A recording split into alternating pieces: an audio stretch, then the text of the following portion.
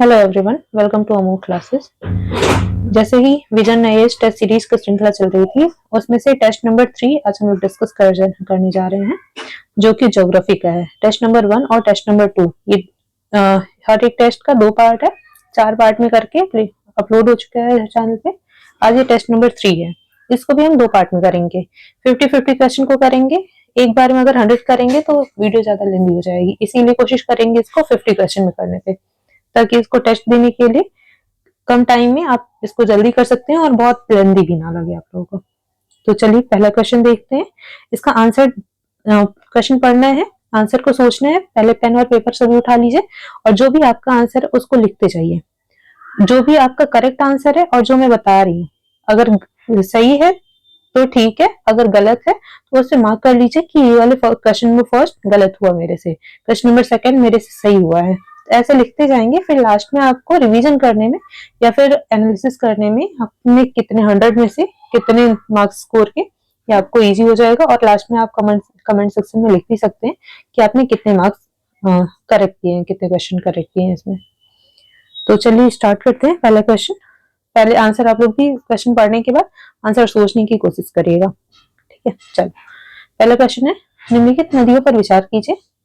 गंगा, कावेरी, गोदावरी उपर्युक्त नदियों के जलग्रहण क्षेत्र भारत में, इसमें एक लाइन है भारत में, इसका घटता हुआ क्रम बताना है आपको। भारत के सेंस में बताना है तो गंगा, कावेरी, गोदावरी, गंगा नदी, कावेरी नदी, गोदावरी नदी, इसका घटता हुआ क्रम बताना है इसके जलग्रहण के क्षेत्र में।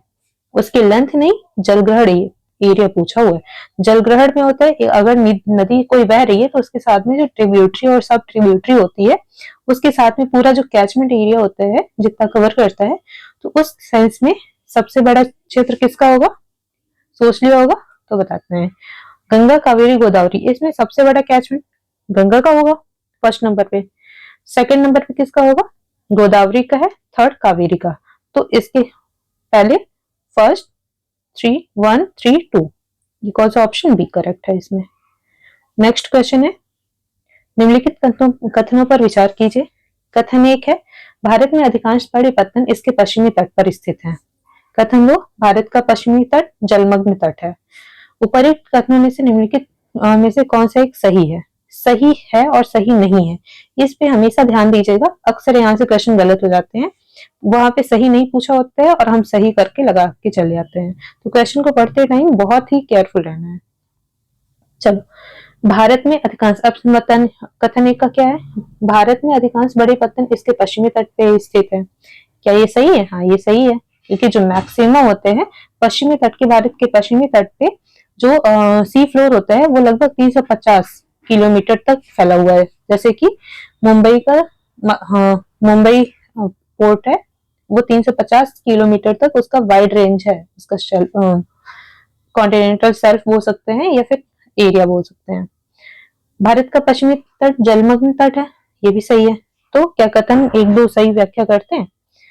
कथन 1 और 2 दोनों सही है और कथन 2 1 की सही व्याख्या करते हैं। ऑप्शन नंबर ए करेक्ट है। नेक्स्ट, कोक बोरोक पद संबंधित है। कोक बोरोक किससे संबंधित है? ऑप्शन, लक्षद्वीप की नृजातीय समुदाय से, उत्तर पूर्व की जनजातीय भाषा से, अफ्रीका में पाई जाने वाली प्राइमेट प्रजातियों से या फिर औषधि वृक्ष प्रजातियों से। तो कोक बोरोक ये किससे संबंधित है? उत्तर पूर्व की जनजातीय भाषा। ये भाषा कहाँ की है? त्रिपुरा की है। त्रिपुरा की अभी हाल ही में त्रिपुरा में ऑफिशियल लैंग्वेज की डिमांड की जा रही थी, कोक बोरोक को ऑफिशियल लैंग्वेज बनाने की मांग की जा रही थी। नेक्स्ट क्वेश्चन है, निम्नलिखित युग्मों पर विचार कीजिए। कौन सा मरुस्थल कौन से महाद्वीप में स्थित है, ये बताना है आपको। कालाहारी मरुस्थल, नामीब मरुस्थल, नामीब को नामीबिया भी बोलते हैं, मोजावे मरुस्थल। तो कालाहारी मरुस्थल कहाँ है? अफ्रीका में है, ये सही है। हाँ ये सही है। नामीब मरुस्थल क्या दक्षिण अफ्रीका में है? नहीं, नामीबिया मरुस्थल ये दक्षिण अफ्रीका में नहीं है। मोजावे मरुस्थल क्या ये नॉर्थ अमेरिका में है? तो ये बताना है मोजावे कहाँ है आपका। हाँ ये सही है, इसमें 2 सही है, 2 ऑप्शन सही है। नेक्स्ट है, सुनामी के संदर्भ में निम्नलिखित कथनों पर विचार कीजिए। कथन एक है, ये एक प्रकार का भूकंप है जिनका अधिकेंद्र महासागरीय जल के भीतर होता है। दूसरा कथन, तरंगों की ऊंचाई जल की गहराई के व्युत्क्रमानुपाती होती है। तो सुनामी के संदर्भ में बताना है आपको, सुनामी क्या एक प्रकार का भूकंप है? नहीं, ये भूकंप नहीं है, ये समुद्र का जो वेव्स चलती हैं उससे उत्पन्न हुआ एक प्रक्रिया है जिनका अधिकेंद्र महासागरीय जल के भीतर होता है। हाँ, अधिकेंद्र तो हो सकता है ये, लेकिन ये एक भूकंप नहीं है। नेक्स्ट, तरंगों की ऊंचाई जल की गहराई के व्युत्क्रमानुपाती होती है। तो क्या तरंगों की ऊंचाई जल के व्युत्क्रमानुपाती होती है? हाँ, ये सही है। तो इसमें ऑप्शन बी सही है, ये गलत है। नेक्स्ट है, इस नदी का, अब ऑप्शन बताना है, 4 नदी के नाम दिए हैं उसके बारे में बताया गया है। इस नदी का उद्गम अमरकंटक पठार के पश्चिम तट से होता है। यह नदी दक्षिण में सतपुड़ा और उत्तर में विंध्य पर्वत श्रेणी के बीच एक भ्रंश घाटी में प्रवाहित होती है। होते हुए संगमरमर की चट्टानों में एक मनोहर महाखंड और जबलपुर के निकट धुआंधार जलप्रपात का निर्माण करती है। अब अगर पता होगा कि धुआंधार जलप्रपात किसमें बनता है तो भी बता देंगे। और अमरकंटक पठार से कौन कौन सी नदी निकलती है? सोन, नर्मदा, महानदी। तो इसके लिए ट्रिक होता है सोनम, सोन, नर्मदा, महानदी, ये नदियां निकलती हैं। तो अमरकंटक से ही निकलती है। अब इन चारों में से ऑप्शन देखेंगे तो महानदी के बारे में बोला जा रहा है, लेकिन ये महानदी के बारे में नहीं है, ये नर्मदा के बारे में है। धुआंधार प्रपात नर्मदा नदी पे बनती है, सही ऑप्शन नर्मदा। नेक्स्ट है, सामान्य जलवायु के संदर्भ में निम्नलिखित कथनों पर विचार कीजिए। कथन एक है, सामान्य जलवायु में उच्चतम तापमान उत्तरी गोलार्ध में मई और जून के महीने में होता है। दूसरा कथन, सामान्य वन अधिकांशतः अफ्रीका के पूर्वी सीमांत और दक्षिणी अमेरिका के पश्चिमी सीमांत के उष्णकटिबंधीय क्षेत्रों में विद्यमान है। तो कौन कौन से आंसर ऑप्शन सही है, कथन सही है। अब पहला देख लेते हैं, सामान्य जलवायु में उच्चतम तापमान मई और जून महीने में होता है। तो क्या ये सही है? नहीं, ये सही नहीं है, क्योंकि उसका उच्चतम तापमान जुलाई अगस्त में होता है, जुलाई अगस्त में होता है, ना कि मई जून में होता है। दूसरा, सामान्य वन अधिकांशतः पूर्वी सीमांत और दक्षिण अमेरिका के पश्चिमी सीमांत के उष्णकटिबंधीय क्षेत्रों में पाई जाती है। तो नहीं, ये सही कथन भी सही नहीं है, इसका न तो एक न तो दो। नेक्स्ट ऑप्शन, नेक्स्ट क्वेश्चन है, स्पर विंग लैपविंग के संदर्भ में निम्नलिखित कथनों पर विचार कीजिए। कथन एक, यह दलदल और इसी तरह के ताजे जल वाले आर्द्रभूमि पर्यावरण में पाए जाने वाला एक पक्षी है।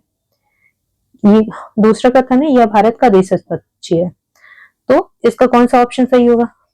पहला तो सही है, ये दलदल और ताजे जल में रहने वाला आर्द्रभूमि पर्यावरण में पाए जाने वाला एक पक्षी है, ये कथन तो सही है, लेकिन ये भारत का देशज पक्षी नहीं, इसके लिए ऑप्शन केवल एक सही है। नेक्स्ट क्वेश्चन है, तापमान व्युत्क्रमण के लिए अनुकूल परिस्थितियों के संदर्भ में निम्नलिखित कथनों पर विचार कीजिए। कथन एक है, शीत ऋतु की मेघ विहीन लंबी रात तापमान व्युत्क्रमण की घटना के निर्माण में मदद करती है। तो हाँ, ये सही है। ठीक है, जो शीत ऋतु की मेघ विहीन रात होती है, इसमें क्या होता है, जब क्लाउडलेस नाइट होती है तो उसमें तापमान व्युत्क्रमण की घटना का निर्माण करती है। इसमें दिन के टाइम पे जो हीट ऑब्जर्व किया रहता है वो रात के टाइम पे रिलीज होती है। जब मेघ विहीन रहेगा तो वहां पे नॉर्मल टेम्परेचर रहता है, और सेम है रात के टाइम पे जो ठंडी चीजें अर्थ हीट ऑब्जर्व करती वो दिन के टाइम या भोर के टाइम में रिलीज करती है। तो उस टाइम पे रात में तो उतनी ठंडी नहीं बढ़ती है, लेकिन भोर के टाइम में ठंडी ज्यादा बढ़ जाती है मेघविहीन रातों में, ठंडियों में। नेक्स्ट है, उष्णकटिबंधीय क्षेत्रों की पर्वतीय घाटियों में वर्ष भर तापमान व्युत्क्रमण होता है? नहीं, ऐसा नहीं है, वर्ष भर तो नहीं होता है कहीं भी। ठीक है, ये ध्रुवीय, उष्णकटिबंधीय में नहीं, ये ध्रुवीय प्रदेश में होता है। ध्रुवीय प्रदेशों में पूरा वर्ष तापमान व्युत्क्रमण होना सामान्य है। तो इसके लिए ऑप्शन केवल एक, दोनों। नेक्स्ट है, निम्नलिखित कथनों पर विचार कीजिए। कथन एक, अक्षांश पृथ्वी की सतह पर किसी बिंदु की भूमध्य रेखा से डिग्री में मापी गई रैखिक दूरी होती है। दूसरा कथन, देशांतर प्रधान या उत्तर रेखा के पूर्व या पश्चिम में भूमध्य रेखा के साथ डिग्री में मापी गई कोणीय दूरी होती है। तो कथन एक का क्या है? कथन एक सही नहीं है। क्यों? पृथ्वी की सतह पर किसी बिंदु की भूमध्य रेखा से डिग्री में मापी गई रैखिक दूरी नहीं होती है, ये कोणीय दूरी होती है, रैखिक नहीं, कोणीय दूरी मापी जाती है। दूसरा है देशांतर प्रधान यामयोत्तर रेखा के पूर्व और पश्चिम में भूमध्य रेखा के साथ डिग्री में मापी गई कोणीय दूरी है। तो दूसरा ऑप्शन सही है, इसका केवल 2 सही है। नेक्स्ट, भारत में लाल एवं पीली मृदाओं के संदर्भ में निम्नलिखित कथनों पर विचार कीजिए। इनका विकास कम वर्षा वाले उन क्षेत्रों में हुआ जहां रवेदार आग्नेय चट्टानें पाई जाती हैं। तो ये कथन हाँ सही है। दूसरा है मृदा का लाल रंग लोहे के विसरण के कारण होता है। हाँ ये भी सही है। ऑप्शन 1 और 2 दोनों करेक्ट है। नेक्स्ट, कोपिन की जलवायु वर्गीकरण योजना के संदर्भ में निम्नलिखित युग्मों पर विचार कीजिए। अब ये जलवायु का प्रकार है और ये उससे संबद्ध क्षेत्र है। किस प्रकार की जलवायु किस क्षेत्र में पाई जाती है। इसमें पूछा क्या है, कितने युग्म सही सुमेलित है, कितने युग्म सही सुमेलित है। तो ये युग्मों वाला ध्यान दीजिएगा, ये युग्मों वाला क्वेश्चन बहुत पूछा जा रहा है। पहले यूपीएससी शुरू किया, फिर यूपीपीसीएस में भी आया ये। तो कितने युग्म सही सुमेलित है। पहला एएस प्रकार की जलवायु पाई जाती है भारत के पश्चिमी घाट में, नहीं ये पूर्वी घाट में पाई जाती है, तमिलनाडु में। पूर्वी घाट जनरली तमिलनाडु में पाई जाती है, तो ये तो गलत हो गया। दूसरा ई प्रकार की जलवायु कहाँ पाई जाती है, जम्मू और कश्मीर में। हाँ तो ये सही है, ई प्रकार की जलवायु ध्रुवीय प्रदेश में पाई जाती है, ध्रुवीय प्रदेश या जम्मू कश्मीर, ये सही है। एडब्ल्यू प्रकार की जलवायु कहाँ पाई जाती है, एडब्ल्यू की क्या राजस्थान का सुदूर पश्चिमी भाग में पाई जाती है। तो नहीं, ये एडब्ल्यू प्रकार की जलवायु प्रायद्वीपीय पठार के अधिकांश भाग में पाई जाती है, कर्क रेखा के दक्षिण में, ये भी गलत है। CWG जलवायु कहाँ पाई जाती है, गंगा के मैदान में। हाँ ये सही है। तो केवल 2 सही है, मतलब 2 युग्म सही है, केवल 2 ऑप्शन नहीं, 2 युग्म सही है। नेक्स्ट क्वेश्चन है, रायसीना डायलॉग के संदर्भ में निम्नलिखित कथनों पर विचार कीजिए। पहला कथन, यह भू राजनीति और भू आर्थिक मुद्दों पर चर्चा करने हेतु एक वार्षिक सम्मेलन है। रायसीना डायलॉग, पहला कथन, ये स्टेटमेंट सही है। हाँ पहला सही है। इसकी मेजबानी नीति आयोग द्वारा की जाती है, नहीं इसकी मेजबानी नीति आयोग द्वारा नहीं की जाती है, तो इसका केवल एक आंसर सही होगा। ठीक है। इसकी मेजबानी थिंक टैंक ऑब्जर्वर फाउंडेशन करता है, जो कि विदेश मंत्रालय के साझेदारी से होता है। नेक्स्ट क्वेश्चन है, भारत में निम्नलिखित प्रकार की मृदा को उनकी उपस्थिति के प्रतिशत के आधार पर व्यवस्थित करना है। तो किस प्रकार की मृदा भारत में सबसे ज्यादा पाई जाती है, तो ये तो सबको पता है, पहला तो जलोढ़ मृदा हो जाएगा। ठीक है, ये ऑप्शन एलिमिनेट हो गया, ये भी हट गया। अब दूसरा देखना है काली मृदा और लाल मृदा। तो लाल मृदा का परसेंटेज होता है 18.5%।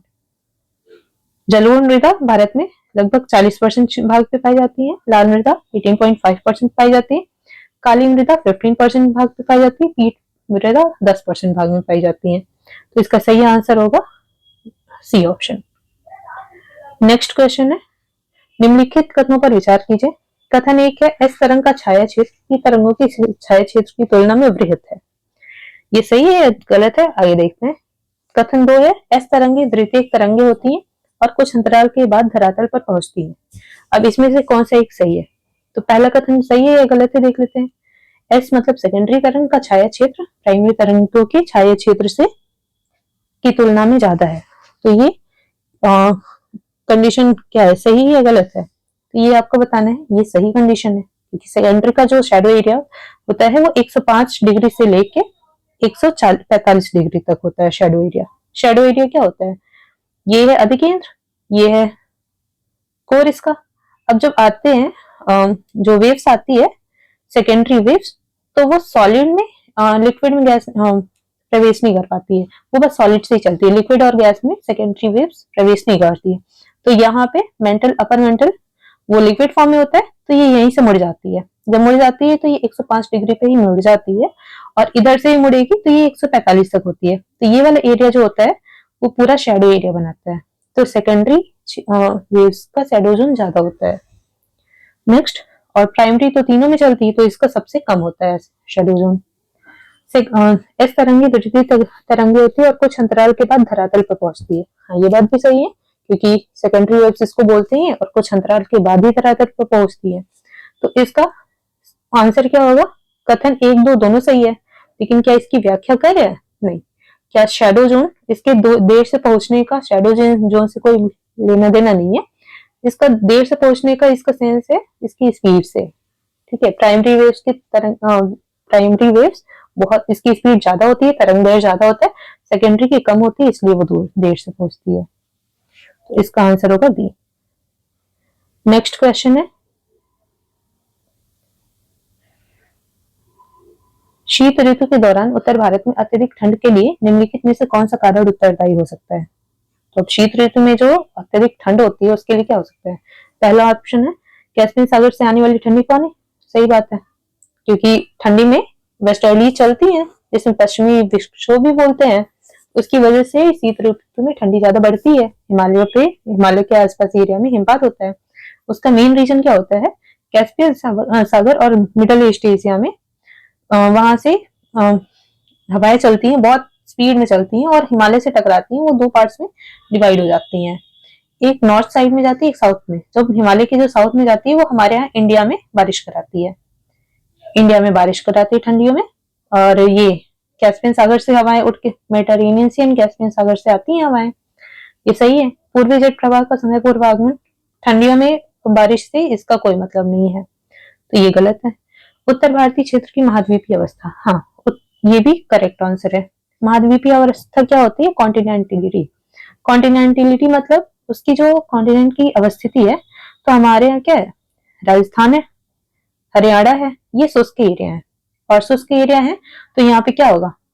लो टेम्परेचर, हाई प्रेशर, और यहाँ पे लो प्रेशर क्रिएट होता है और यहाँ पे हाई प्रेशर होता है मेडिटेरेनियन सी के पास, क्योंकि यहाँ के कंपेयर टू ठंडी ज्यादा होती है, तो हवाएं चलती हैं हमेशा लो से हाई से लो की तरफ चलती हैं। तो हम हिमालय के आसपास जब कॉन्टिनेंटली इसकी कंडीशन ऐसी है कि यहाँ पे लो प्रेशर होता है, तो हवाएं आके यहाँ पे बारिश कराती हैं। नेक्स्ट क्वेश्चन है, पर्वतों व पहाड़ियों से घिरा होता है, ये क्या किसके बारे में बताया जा रहा है? जहाँ अपवाह मुख्यतः बेसिन के मध्य होता है। बेसिन के किनारों से लगातार लाए हुए अवसाद जमाव के कारण बेसिन के मध्य में लगभग समतल मैदान का निर्माण करते हैं। तो ये किस स्थलाकृति के बारे में बात की जा रही है? प्लाया, रेत के टिब्बे, पेडिमेंट, पदस्थली। ये प्लाया के बारे में बात की जा रही है।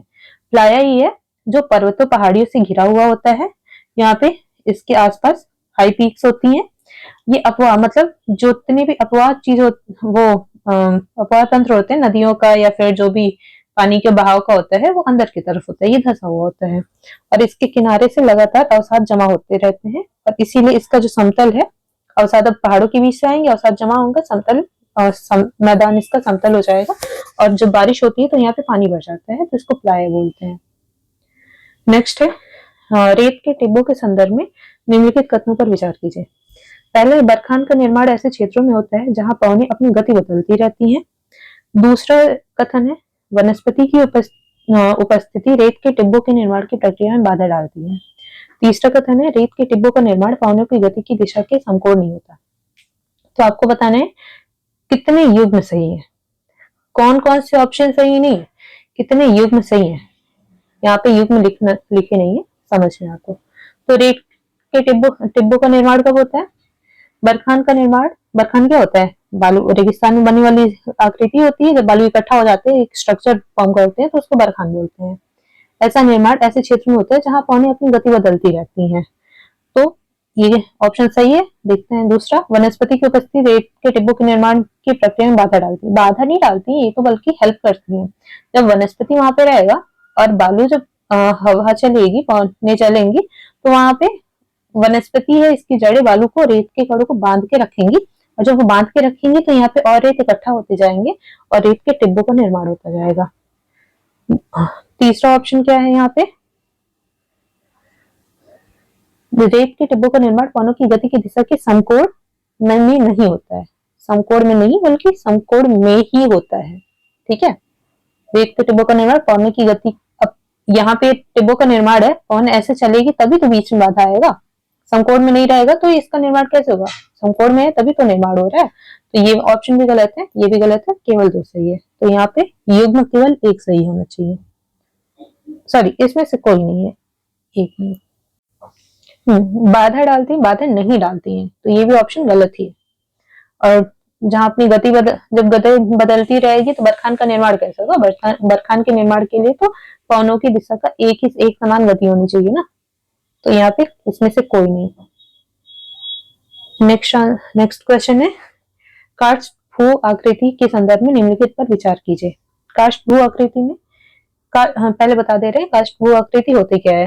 ये कैल्शियम रिच जितने भी वो होते हैं पत्थर जो पोरस होती हैं और कैल्शियम रिच होती हैं। पोरस है, कैल्शियम रिच है, तो वो सॉफ्ट भी होंगी, जैसे चूना पत्थर बोलते हैं।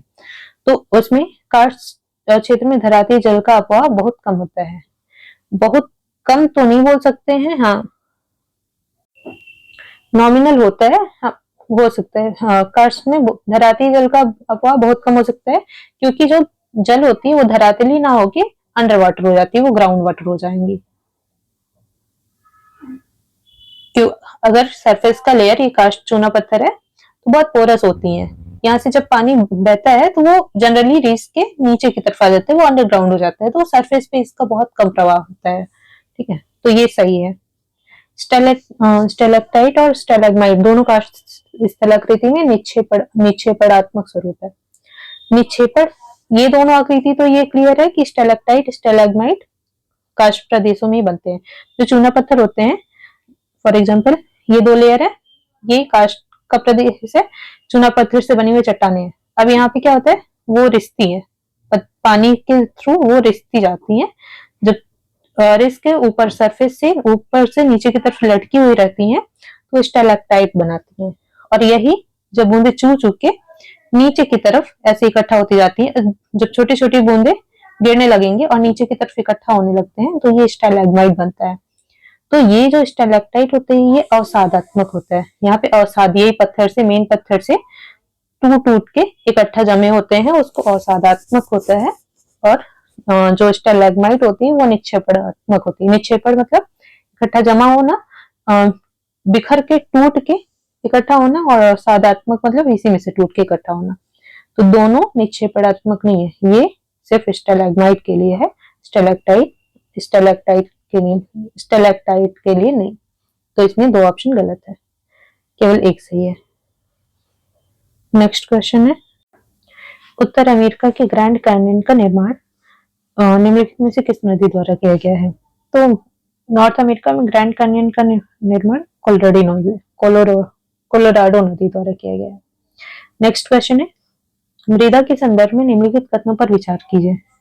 पहला कथन है, नई मृदा मूल मृदा सामग्री के साथ समानता प्रदर्शित करती है। तो ये सही बात है, अग्नि चट्टान का ही रूपांतरित रूप होती है जो नई मृदा का निर्माण करती है, तो अपने मूल मृदा सामग्री से चट्टान से समानता प्रदर्शित करेगी। दूसरा है, गर्म उष्णकटिबंधीय क्षेत्रों में मृदा उथली प्रोफाइल को प्रदर्शित करती है। तो गर्म उष्णकटिबंधीय क्षेत्रों में मृदा उथली प्रोफाइल को प्रदर्शित करती है। आइए नेक्स्ट क्वेश्चन देखते हैं, फिर बताते हैं। ह्यूमस का संचय उप आर्कटिक क्षेत्रों की मृदा की एक विशिष्ट विशेषता है। तो उप आर्कटिक क्षेत्रों में ह्यूमस का संचय उप आर्कटिक क्षेत्रों में क्या इसकी विशेषता है? हाँ, उप आर्कटिक क्षेत्रों में ये ह्यूमस का संचय ही एक विशिष्ट विशेषता है, ये भी सही है। दूसरा वाला देखते हैं, गर्म उष्णकटिबंधीय क्षेत्रों में मृदा उथली प्रोफाइल को प्रदर्शित नहीं करती है, ये कथन गलत है। ठीक है, तो ये बल्कि एक गहरी प्रोफाइल को प्रदर्शित करती है। इसमें केवल दो युग्म सही है। नेक्स्ट क्वेश्चन है, वायुमंडल की संरचना के संदर्भ में निम्नलिखित पर विचार कीजिए। क्षोभ मंडल की अधिकतम मोटाई भूमध्य रेखा के उत्तर और दक्षिण दोनों तरफ 30 डिग्री अक्षांश के आसपास है। तो नहीं, ये गलत बात है। क्षोभ मंडल की अधिकतम मोटाई कहाँ पे होती है? इक्वेटर पे होती है। इक्वेटर पे अराउंड सबसे ज्यादा होती है और 18 किलोमीटर आसपास होती है। इसकी एवरेज जो ऊंचाई होती है वो 13 किलोमीटर होती है। इक्वेटर पे 18 किलोमीटर होती है और पोल्स के पास में 8 किलोमीटर होती है। यहाँ पे मोटाई का सेंस ऊंचाई से है। ठीक है, पहला गलत है। दूसरा सेंटेंस है, समताप मंडल को क्षोभ मंडल से अलग करने वाले क्षेत्र को समताप सीमा कहा जाता है। तो उसको समताप सीमा, समताप और क्षोभ मंडल को अलग करने वाले को, तो ये सही नहीं है, इसको क्षोभ सीमा बोलते हैं, ट्रोपोपॉज या क्षोभ सीमा। ठीक है, दोनों के बीच में रहता है। तीसरा है आयन मंडल मध्य सीमा के ऊपर है, मध्य सीमा मतलब मीजोस्फीयर, हाँ इसके ऊपर है, ये भी सही है। तो कौन सा इसमें युग्म सही है? केवल 3 ऑप्शन, इसमें युग्म नहीं पूछा है, इसमें कौन सा ऑप्शन सही है? तो केवल 3। ठीक है, नेक्स्ट क्वेश्चन है, प्रसिद्ध सुबिका चित्रकला शैली निम्नलिखित में से किस समुदाय के सांस्कृतिक इतिहास के से गहन रूप से जुड़ी हुई है? तो सुबिका चित्रकला, सुबिका क्या है पहले याद रखना है, तो सुबिका चित्रकला है, ये किस समुदाय से जुड़ी हुई है? तो ये मैतेई समुदाय से जुड़ी हुई है। मैतेई कहाँ की समुदाय है? मणिपुर की है। ठीक है, नेक्स्ट है, बोचासनवासी अक्षर पुरुषोत्तम स्वामी नारायण संस्था बैप्स हिंदू मंदिर के संदर्भ में निम्नलिखित कथनों पर विचार कीजिए। तो ये बैप्स मंदिर अभी हाल ही में करंट अफेयर्स में भी रहा है, करंट की न्यूज में। बैप्स में हिंदू मंदिर कहाँ पर बनाया गया है? ये यूएई दुबई में बनाया गया है। पहला ये अबू धाबी में निर्मित पहला हिंदू मंदिर है, तो ये स्टेटमेंट सही है, अबू धाबी में यूएई में पहला हिंदू मंदिर है। दूसरा, इस मंदिर को स्थापत्य की नागर शैली में निर्मित किया गया है, जो हिंदू धर्म में स्वामीनारायण संप्रदाय से संबंधित है। तो क्या नगर शैली में है? हाँ, ये नगर शैली में ही बनाया गया है। दूसरा, तीसरा है, हिंदू के 7 शिखर संयुक्त अरब अमीरात के 7 अमीरातों को दर्शाते हैं। क्या ये सही है? हाँ, ये भी सही है।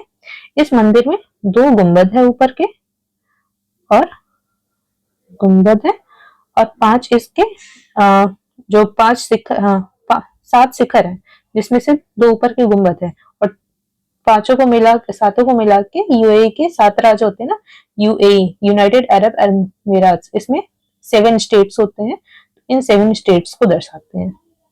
सभी तीनों सही है। नेक्स्ट है, स्थानीय समय एवं मानक समय के संदर्भ में निम्नलिखित कथनों पर विचार कीजिए। अब कथन 1 है, देशांतर में परिवर्तन के साथ स्थानीय समय भी बदल जाता है। तो देशांतर में परिवर्तन के साथ में स्थानीय समय बदलता है, सही बात है। जब देशांतर बदलेगा, अब 15 देशांतर से 30 में आओगे तो उसका स्थानीय समय भी बदल जाएगा, ये करेक्ट स्टेटमेंट है। दूसरा, किसी देश की मानक यामोत्तर पर स्थानीय और मानक समय दोनों समान होते हैं।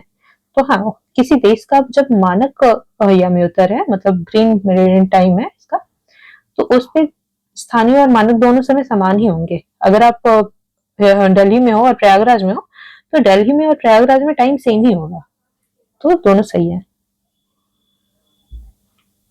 भारत, नेक्स्ट क्वेश्चन है, भारत बांग्लादेश संबंधों के संदर्भ में निम्नलिखित कथनों पर विचार कीजिए। पहला है, बांग्लादेश दक्षिण एशिया में भारत का सबसे बड़ा व्यापार भागीदार है। दूसरा, 2022 से भारत और बांग्लादेश के बीच मुक्त व्यापार समझौता हुआ।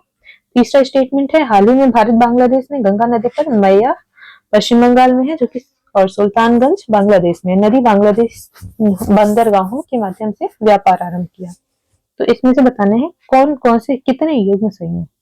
तो पहला युग्म क्या कहता है कि बांग्लादेश दक्षिण एशिया में भारत का सबसे बड़ा व्यापार भागीदार है, हाँ ये युग्म सही है। दूसरा, भारत 2022 से भारत और बांग्लादेश के बीच में मुक्त व्यापार समझौता बढ़ा है, नहीं ये बढ़ा नहीं है बल्कि घटा है। ठीक है। दूसरा, तीसरा है हाल ही में भारत बांग्लादेश में, तो ये भी स्टेटमेंट सही है। कितनी स्टेटमेंट सही है? केवल 2। नेक्स्ट है क्वेश्चन नंबर 27, बोर्डर स्केल का उपयोग क्या मापने के लिए किया जाता है? तो बोर्डर स्केल का उपयोग कब करते हैं? ऑप्शन, समुद्र की गहराई मापने में, एक निश्चित क्षेत्र में प्रकाश प्रदूषण का स्तर मापने में, समुद्र के तेल रिसाव से प्रभावित क्षेत्र का अनुमान लगाने में, या ग्रीन हाउस गैस का उत्सर्जन। तो बोर्डर स्केल को हम निश्चित क्षेत्र में प्रकाश प्रदूषण को मापने के लिए करते हैं। बोर्डर स्केल में हवाई के सैटेलाइट के थ्रू में देखा जाता है कि किस शहर में कहाँ से लाइट इमिशन ज्यादा हो रहा है, उसको भी अलग अलग कैटेगरी में डिवाइड करते हैं, sharp light, mid light, dim light. तो उसके हिसाब से कितना प्रकाश रात के टाइम में, कितना प्रकाश आसमान में कैच किया जा रहा है, उसको बोर्डर स्केल पे मापा जाता है और बताया जाता है कि वहां पे लाइट पोल्यूशन ज्यादा है या कम है। और उसके भी लाइट पोल्यूशन की वजह से जो छोटे छोटे जीव जंतु है, पक्षी हैं, उनको बहुत नुकसान पहुंच रहा है। नेक्स्ट क्वेश्चन है, निम्नलिखित नदियों पर विचार कीजिए। मांडवी, पंबा, ब्राह्मणी, सुबनसिरी। उपरोक्त में से किन नदियों का उद्गम पश्चिमी घाट से होता है? उद्गम पश्चिमी घाट से होता है। इसमें से आपको बताना है उद्गम पश्चिमी घाट से। तो मांडवी, मांडवी का उद्गम कहाँ होगा? ये पश्चिमी घाट से ही होता है। ये गोवा और कर्नाटक से होकर बहती है। दूसरा पंबा, पंबा पेरियार की सहायक नदी है। ये पेरियार की सहायक नदी है, तो इसका भी पश्चिमी घाट में ही उद्गम होता है। ब्राह्मणी, ब्राह्मणी का कहाँ से होता है? ये छत्तीसगढ़ झारखंड के पास से होता है। ये शंख और शंख और कोयल नदी की सहायक नदी है। सुबनसिरी, सुबनसिरी भी ये उड़ीसा के पास में बहती है। सॉरी, सुबनसिरी ब्रह्मपुत्र की सहायक नदी है, तो ये नॉर्थ ईस्ट में बहती है। पश्चिमी घाट में किसका? मांडवी और पंबा, इन दोनों का होगा ऑप्शन ए। नेक्स्ट क्वेश्चन है, निम्नलिखित में से कौन पृथ्वी से वायुमंडल में ऊष्मा का विकिरण करने के लिए मुख्य रूप से जिम्मेदार है? तो पृथ्वी से वायुमंडल में ऊष्मा का विकिरण करने के लिए, तो इसमें दीर्घ तरंगदैर्घ्य वाला पार्थिव विकिरण। अब पृथ्वी से वायुमंडल में ऊष्मा का विकिरण कैसे होता है? इसके लिए एडियाबैटिक और डायबैटिक ये प्रभाव होता है, उसको जब पढ़े होंगे तो आपको याद होगा। सूर्य की किरणें आती हैं, जब आती हैं तो वो दीर्घ तरंग में होती हैं। जब पृथ्वी से टकराती हैं तो वो जब आती हैं तो वो लघु तरंगदैर्घ्य वाली होती हैं। जब वो पृथ्वी से टकराती हैं तो वो दीर्घ तरंगदैर्घ्य वाली होती हैं। और जब दीर्घ तरंगदैर्घ्य वाली होती है तो वो कुछ बाहर जा पाती हैं, कुछ एटमॉस्फेयर में फंस के रह जाती हैं। तो जब ये एटमॉस्फेयर में फंस जाती हैं तो ये वायुमंडल के तापमान को बढ़ा देती हैं, जिससे ये क्लाइमेट ग्लोबल वार्मिंग इसी से होता है।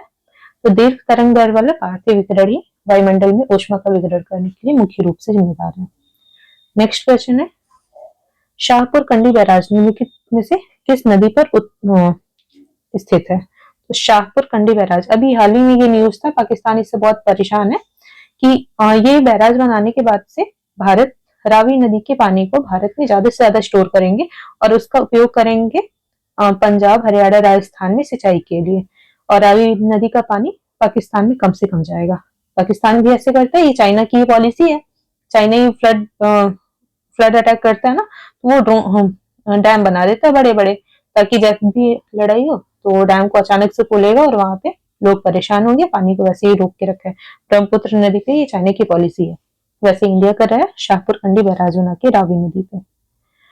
नेक्स्ट क्वेश्चन है, निम्नलिखित कथनों पर विचार कीजिए। तमिलनाडु तट दक्षिण पश्चिम मानसून की बंगाल की खाड़ी शाखा के समानांतर स्थित है। दूसरा सेंटेंस है, तमिलनाडु तट दक्षिण पश्चिम मानसून की अरब शाखा के वृष्टि छाये क्षेत्र में स्थित है। तीसरा है, बंगाल की खाड़ी में चक्रवाती तूफान का आना। इसमें कौन सा ऑप्शन सही होगा? पहला सही है, क्योंकि तमिलनाडु दक्षिण पश्चिम साउथ वेस्ट कहाँ से जाती है? ये भारत है। ये अरबियन सागर से दक्षिण पश्चिम से जब मानसून जाती है तो यहाँ पश्चिमी घाट पड़ता है, तो पश्चिमी घाट से टकराती है यहाँ पे, ये इसके तमिलनाडु के समानांतर पड़ती है दक्षिण पश्चिम के, तो इसीलिए ये सही है। दूसरा स्टेटमेंट है, तमिलनाडु तक दक्षिण पश्चिम मानसून की अरब शाखा की वृष्टि छाया क्षेत्र में पड़ती है, तो ये दूसरा स्टेटमेंट है, ये भी सही है। बंगाल की खाड़ी में चक्रवाती तूफान का आना, नहीं, इसका इससे कोई सेंस नहीं है, तो ऑप्शन एक और दो सही है। नेक्स्ट है, हिमालय और प्रायद्वीपीय नदियों के संदर्भ में निम्नलिखित कथनों पर विचार कीजिए।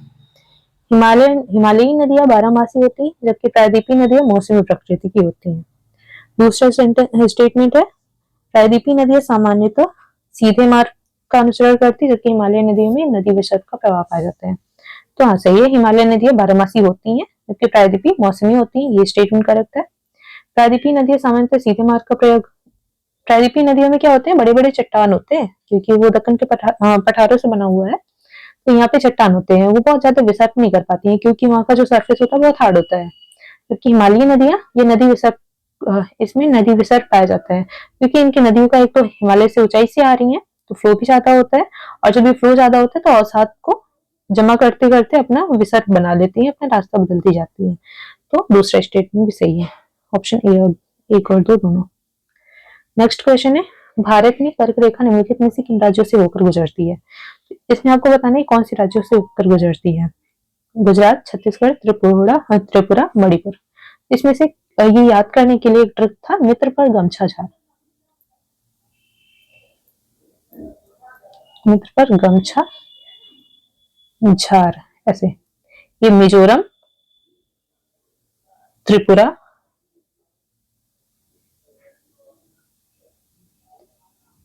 गुजरात, मध्य प्रदेश, झारखंड, नहीं छत्तीसगढ़, झारखंड, राजस्थान और मित्र पर ये ऐसे सब 1 2 3 4 5 6 7, हाँ 7 राज्यों से, इसमें से मणिपुर राज्य से नहीं गुजरती हैं, तो ऑप्शन 1 2 3 सही है, C option is correct.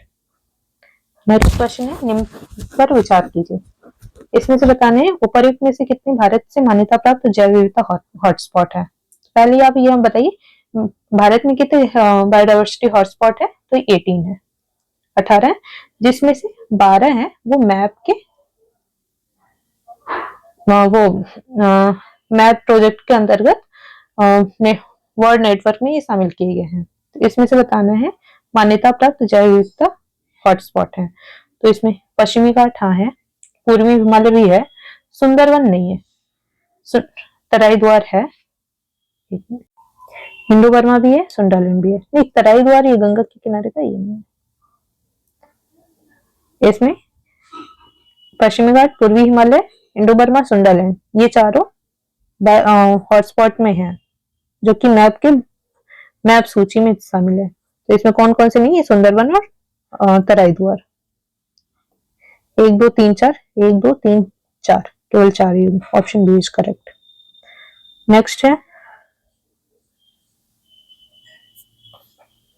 Andaman और निकोबार द्वीप समूह के संदर्भ में निम्नलिखित कथनों पर विचार कीजिए। अंडमान द्वीप समूह और निकोबार द्वीप समूह 10 डिग्री चैनल द्वारा अलग होते हैं, तो ये सही है।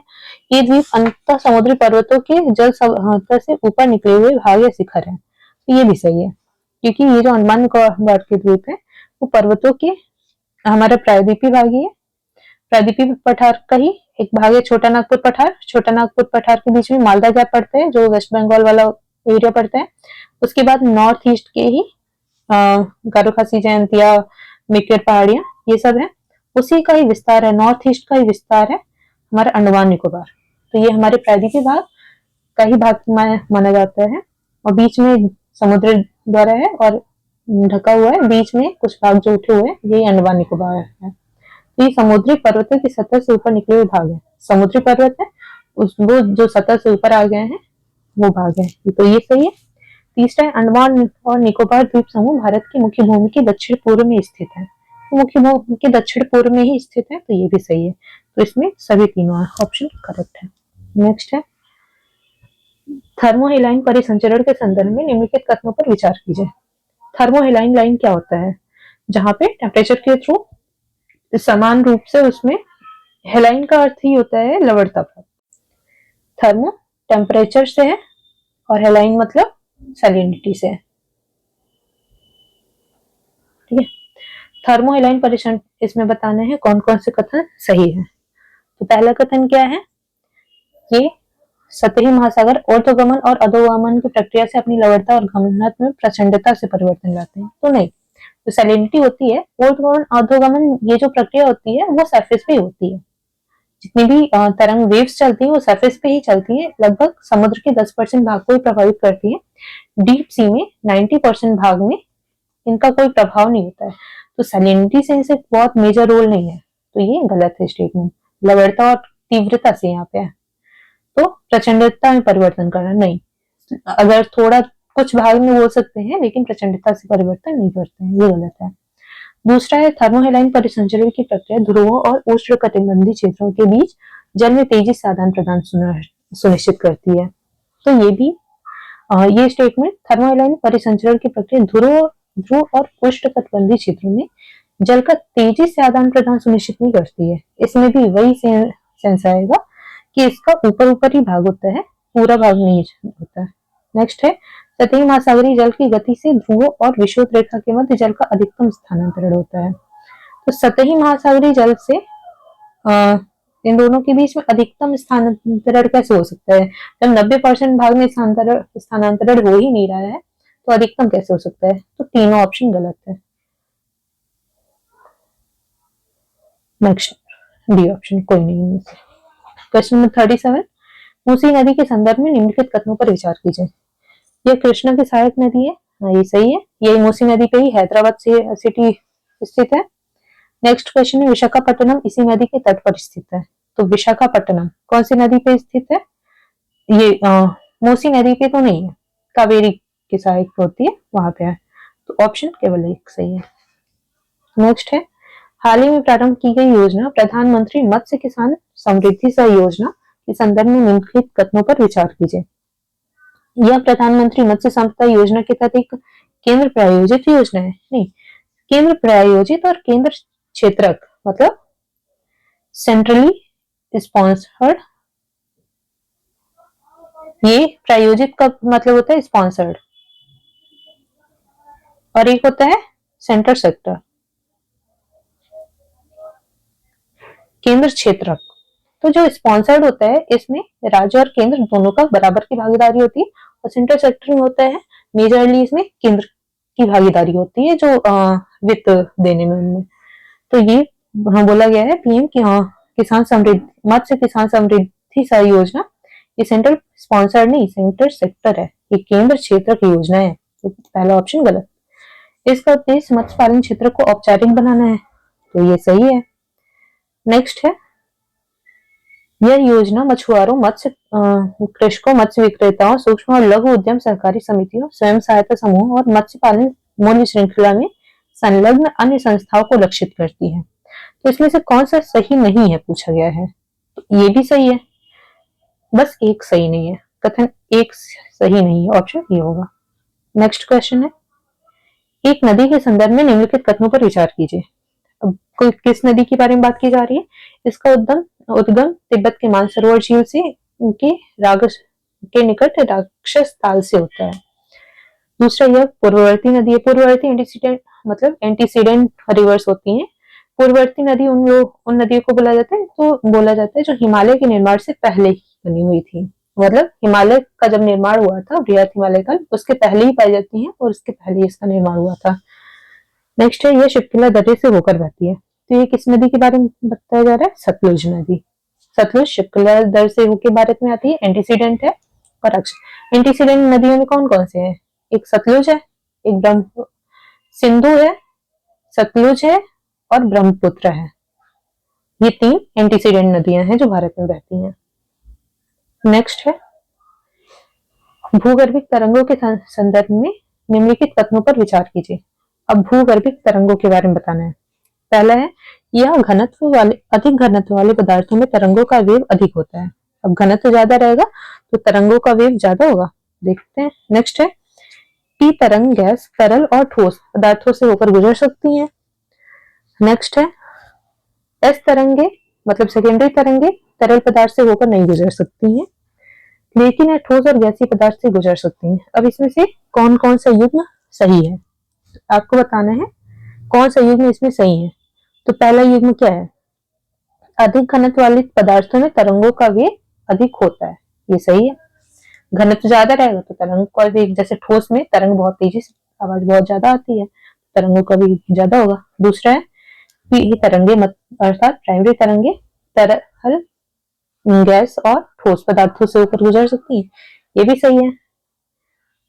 और तीसरा है, नहीं ये सही नहीं है, एक मिनट, ये सही क्यों नहीं है? प्राइमरी तरंगे तरल गैस तरल ठोस पदार्थों से होकर गुजर सकती हैं, ये सही है। सॉरी, प्राइमरी तीनों से गुजर सकती है जबकि सेकेंडरी नहीं गुजर सकती है, सेकेंडरी केवल ठोस से गुजर सकती है। तो इसमें 2 युग्म सही है, केवल 2। नेक्स्ट है, वाइमर ट्रायंगल पद से तात्पर्य है। वाइमर ट्रायंगल ये किसके लिए है? फ्रांस, जर्मनी, पोलैंड का एक क्षेत्रीय संगठन है ये। वाइमर जो ट्रायंगल है, France plus Germany plus Poland का ये क्षेत्रीय संगठन है जो 1991 में बनाया गया था। ये जर्मनी का एक शहर है वाइमर, उसी के बेस इसका नाम पड़ा हुआ है। तो इसका क्या अर्थ है? इसका इस पद से तात्पर्य क्या है? सीमा पारी यूरोपीय मुद्दों पर सहयोग के लिए को बढ़ावा देने के लिए फ्रांस, जर्मनी और पोलैंड का एक क्षेत्रीय संगठन है। ठीक है। नेक्स्ट क्वेश्चन है, बहिरुष्ण कटिबंधी चक्रवातों के संदर्भ में निम्नलिखित कथनों पर विचार कीजिए। बहिरुष्ण कटिबंधी चक्रवात, बहिरुष्ण को और शीतोष्ण कहते हैं। शीतोष्ण भी कहते हैं। तो शीतोष्ण कटिबंधीय चक्रवातों के संदर्भ में निम्नलिखित तत्वों पर विचार करना है। आपको बताना है, स्टेटमेंट एक है, उष्ण कथन की उपस्थिति इनकी एक प्रमुख विशेषता है। उष्ण केंद्र की मतलब जो शीतोष्ण होते हैं, क्या उष्ण केंद्र की उपस्थिति इनकी प्रमुख विशेषता हो सकती है? अब आप लोग बताइए। नेक्स्ट स्टेटमेंट है, ये स्थल और समुद्र दोनों क्षेत्रों पर उत्पन्न हो सकते हैं। तीसरा है, ये पश्चिम से पूर्व दिशा की ओर गति करते हैं। तो इसका सही आंसर क्या होगा? केवल 2 और 3, क्योंकि उष्ण केंद्र में तो हो ही नहीं सकते ना। और ये स्थल समुद्र दोनों की ओर क्षेत्र पर उत्पन्न हो सकते हैं। शीतोष्ण तो कहीं भी हो सकता है, क्लाइमेट है। ये पश्चिम से पूर्व की दिशा और की ओर गति करते हैं, ये भी सही है। नेक्स्ट क्वेश्चन है, माउंट वेसुवियस नामक ज्वालामुखी पर्वत निम्नलिखित में से किस देश में है? तो ये सबको पता होगा, इटली में है और ये एक्टिव वोल्केनो है। नेक्स्ट है, भौतिक भूगोल के संदर्भ में प्रेरी सामान्यतः निम्नलिखित में से किससे संबंधित है? तो प्रेरी ये ठंडी जलवायु का घास का मैदान है। ये नॉर्थ अमेरिका में पाया जाता है। ये प्रोटीन रिच बहुत मानी जाती है। नेक्स्ट है 45, निम्नलिखित पर विचार कीजिए। मेघालय का पठार, कार्बी एंगलोंग का पठार, रांची का पठार, उपर्युक्त पठारों में से कौन सा प्रायद्वीपीय पठार का भाग है? भाग नहीं है और भाग है, ये दोनों बहुत ध्यान से देखना है आपको। तो कौन कौन सा है? मेघालय का पठार, हाँ ये प्रायद्वीपीय पठार का भाग है, क्योंकि ये मालदा गैप से जब अलग होती है तो मेघालय का पठार गारो खासी जयंतिया, फिर इधर नो वो बनती है मिरी, और उसके बाद फिर आ जाता है अंडमान निकोबार के पास में। कार्बी एंगलोंग का पठार, हाँ ये भी है। रांची का पठार, ये भी है। तो ऑप्शन 1, 2, 3 सही है। नेक्स्ट क्वेश्चन है, ज्वालामुखी और भूकंप के वितरण के संदर्भ में निम्नलिखित कथनों पर विचार कीजिए। कथन 1 है, ज्वालामुखियों का वितरण पृथ्वी पर भूकंपों के वितरण से समानता रखता है। कथन 2 है, ज्वालामुखी और भूकंप केवल अभिसारी प्लेट की सीमाओं पर ही उत्पन्न होते हैं। तो पहला कथन तो सही है, ज्वालामुखियों का वितरण पृथ्वी पर भूकंपों के वितरण से समानता रखता है। यानी जहां जहां भूकंप आने का प्लेट टेक्टोनिक का सेंस ये होता है, जहां अभिसारी और अपसारी प्लेट होती हैं, तो वहां पे भूकंप और ज्वालामुखी दोनों आने की संभावना होती है, तो समानता रख सकता है। कथन 1 सही है।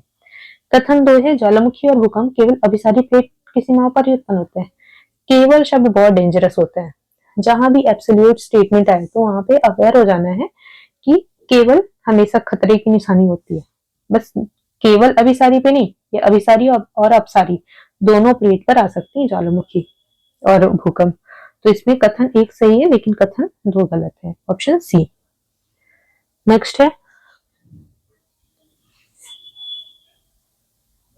सॉवरेन गोल्ड बॉन्ड एसजीबी के संदर्भ में निम्नलिखित कथनों पर विचार कीजिए। सॉवरेन गोल्ड बॉन्ड योजना भौतिक स्वर्ण की मांग को कम करने के उद्देश्य से शुरू की गई। हाँ ये सही स्टेटमेंट है, क्योंकि सॉवरेन इस टाइम गोल्ड की डिमांड इतनी ज्यादा हो गई है, गोल्ड को लोग पहनने से ज्यादा उसको सेविंग एज ए सेविंग के रूप में रख रहे हैं। शेयर मार्केट की तरह जो बढ़ता है, गोल्ड जो खरीद के रखते हैं तो उनको ये लगता है कि आने वाले टाइम में पैसे बढ़ जाएंगे और वो उनके पास सेविंग रहेगी, उसका कोई लॉस नहीं है। तो इसीलिए जब गोल्ड की डिमांड बहुत ज्यादा हो गई तो गवर्नमेंट ने सॉवरेन गोल्ड बॉन्ड किया। अब ये फिजिकल गोल्ड नहीं रहेगा, पेपर के रूप में गोल्ड रहेगा, गोल्ड की वैल्यू रहेगी, उसकी प्राइस वैसे ही बढ़ता रहेगा। जैसे कि शेयर मार्केट में बढ़ता है प्राइस, वैसे ही गोल्ड का प्राइस जैसे बढ़ता है, तो वैसे ही एसबीजी का प्राइस बढ़ता रहेगा। ये भौतिक स्वर्ण की मांग को कम करने के उद्देश्य से शुरू की गई थी, ये सही है। दूसरा स्टेटमेंट है, ये बॉन्ड भारत सरकार की ओर से भारतीय स्टेट बैंक द्वारा जारी किया गया। नहीं भाई, एसबीआई के द्वारा नहीं, आरबीआई ने इसको जारी किया था। ठीक है, तो स्टेटमेंट केवल 1 सही है। नेक्स्ट क्वेश्चन है, भारत में जलोढ़ मृदा के संदर्भ में निम्नलिखित कथनों पर विचार कीजिए। सामान्यतः जलोढ़ मृदा में फास्फोरस प्रचुर मात्रा में होता है, किंतु इसमें पोटास की कमी होती है। तो ये उल्टा कर दिया है, इसमें पोटास प्रचुर मात्रा में होता है, फास्फोरस की कमी होती है जलोढ़ मृदा में। स्टेटमेंट पहला गलत है। दूसरा है, इस मृदा में पूर्व से पश्चिम की ओर बालू की मात्रा घटती जाती है। तो पूर्व से पश्चिम की ओर बालू की मात्रा घटती जाती है, ये भी गलत है, क्योंकि पश्चिम से पूर्व की ओर घटती जाएगी ना। जब हिमालय से जलोढ़ मृदा का क्या होता है, हिमालय से अवसाद इकट्ठा करके आते हैं, जब अवसाद लेके आएंगे तो पश्चिम की तरफ, मतलब जो नजदीकी एरिया पड़ेगा वहां पे वो बालू की मात्रा ज्यादा इकट्ठा करेंगे ना, दूर जाते जाते तो कम हो जाएंगे उनके पास में। तो ये भी दूसरा भी गलत है। तो कौन सा सही है, इसमें से कोई नहीं होगा। नेक्स्ट क्वेश्चन, पशु प्रजातियों के संदर्भ में निम्नलिखित कथनों पर विचार कीजिए। पहला, सबसे विशाल स्तनधारी हाथी असम के उष्ण आर्द्र वनों में प्राकृतिक रूप से पाया जाता है। तो सबसे विशाल स्तनधारी कौन सा है? हाथी है। वो असम के उष्ण आर्द्र वनों में पाया जाता है। ये स्टेटमेंट सही है। दूसरा है, एक सींग वाला गैंडा प्राकृतिक रूप से दलदली और कीचड़ युक्त भूमि में पाया जाता है। तो वन हॉर्न राइनो ये भी दलदली और ये कीचड़ युक्त भूमि में पाया जाता है। जैसे मणिपुर का एक लोकटक लेक है, वहां पे वन हॉर्न राइनो ज्यादा पाया जाता है। डांसिंग डियर भी पाया जाता है। तो ये भी सही है। तीसरा स्टेटमेंट है, जंगली गधा प्राकृतिक रूप से शुष्क और रेगिस्तानी क्षेत्र में पाया जाता है। तो ये भी सही है। वाइल्ड एस कहाँ पाया जाता है? जनरली गुजरात के गिर पर्वत में पाया जाता है और राजस्थान के पास में। ये भी ठीक है। सभी तीनों आंसर सही है। नेक्स्ट क्वेश्चन है क्वेश्चन नंबर 50। भारतीय खाद्य निगम एफसीआई के संदर्भ में निम्नलिखित कथनों पर विचार कीजिए। पहला है, यह उपभोक्ता मामले, खाद्य और सार्वजनिक वितरण मंत्रालय के अंतर्गत आता है। दूसरा है, इसकी मुख्य जिम्मेदारियों में खाद्यान्न और अन्य आवश्यक खाद्य पदार्थों की खरीद, भंडारण, परिवहन, वितरण और बिक्री शामिल है। तो इसमें कौन सा ऑप्शन सही है? पहला सही है, क्योंकि उपभोक्ता खाद्य मामले, खाद्य और सार्वजनिक वितरण मंत्रालय के अंतर्गत आता है। दूसरा है, इसकी जिम्मेदारियों में वही एफसीआई की जो इसका जो मेन काम होता है, ये फूड का भंडारण करेगा, खरीद करेगा, भंडारण करेगा और परिवहन, वितरण और बिक्री भी शामिल होता है। जैसे डीबीटी होता है, डायरेक्ट बेनिफिट ट्रांसफर, वैसे ही एफसीआई को गवर्नमेंट की एजेंसी है जो सस्ते अनाज को खरीदेगी और सब्सिडी के साथ में अनाज को दूसरों गरीबों को दिलवाती है। तो इस पे ऑप्शन 1 और 2 दोनों सही है। क्वेश्चन नंबर 50 तक हम लोगों ने आज डिस्कस कर लिया है। अब क्वेश्चन नंबर 51 से 100 तक नेक्स्ट क्लास में करेंगे। एक ही क्लास में करने पे क्लास बहुत लेंदी हो जाती है, तो इसीलिए उसको 2 पार्ट में करेंगे, तो आपको पढ़ने के लिए आसान होगा। और क्वेश्चन देखते जाइए। आई होप आपको ये क्लास अच्छी लगी हो। ठीक है, फिर मिलते हैं नेक्स्ट क्लास में। Thank you.